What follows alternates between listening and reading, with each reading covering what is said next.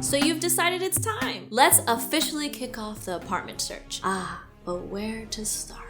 Not surprisingly, there are lots of places to look. Dad, I'm not gonna look at a newspaper for an apartment. What is this, 1995?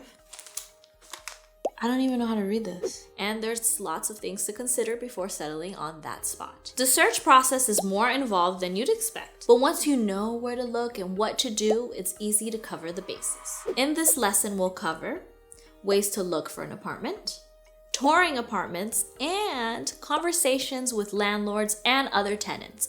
Very important. You want to know who you're living next to. Let me tell you, sometimes you're smelling things and stuff. Sadly, the search process typically doesn't just involve looking online, applying, and yay, you got it. I actually don't think I've ever heard of that happening. Maybe in New York. But then again, New York is a very weird place. Have you heard of the pizza rat?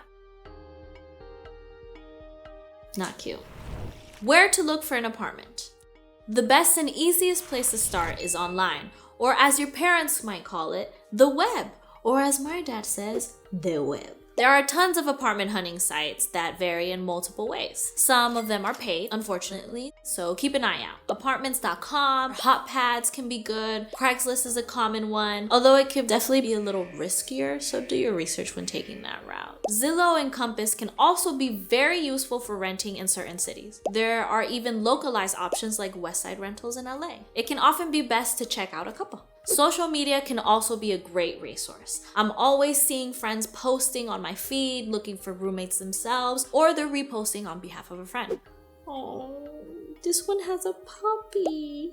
Sometimes it's even easy to drive through a handful of neighborhoods and look for the little for rent sign. And you can kill a few birds with one stone with this strategy because you can also walk to the hood and get to know it while also looking for a place to live. I saw this really cute spot because of her rent sign recently. The exterior was so nice and it was a bright blue stucco building. The apartment itself had mold on the ceiling, but you know, what could have been?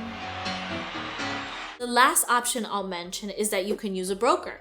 There are two types of brokers, fee and no fee. Most are fee. Brokers can be good because they help find a place that fits all your needs. You can just tell them what's up and they go to work. But brokers can be costly, so beware. The fee ends up often being equal to 1 month's rent or more. If you're putting down a security deposit, a first month's rent, and a broker fee, that's a whole lot of money. Something to think about. No-fee brokers are rare and tend to work on behalf of the landlord of certain buildings. They're typically paid by the landlord, but will work with you throughout the whole rental process. Touring apartments. When you find a place, you don't just want to look up the pics online and think you're all good. No, ma'am, you gotta check them out in person. Get those good vibes, breathe in the apartment air, and make sure you know that you genuinely want to live there. Oh, this is it. Good vibrations. Remember that often landlords will make updates between tenants. So when you're touring, ask them what might be updated before you move. Also, get a feel for the neighbors if you can. A bad neighbor can be bad news bears. Is that a fraternity? And check out the neighborhood too. Does it float your boat? Vibe check? All good? Let's hope. Convos with landlords and neighbors. Lastly, you'll definitely want to do your best to get answers to your questions before you put the pen and paper on that lease. Don't be like me, I'm always happy to sign everything away. No. Or even to start the application process. Have questions? Ask away. Leave no stone unturned. This is definitely where you're gonna be for 12 months and you're paying a whole lot of money. For example, what might you be charged for in the end? Can you nail stuff to the walls? Can you paint the brown wall white or pink if it's me instead? Talk to the neighbors too. If you can ask them questions, ask them. What's their experience been in the building? Is it safe? Is it noisy? Hey, keep it down over there! No, you keep it down over there!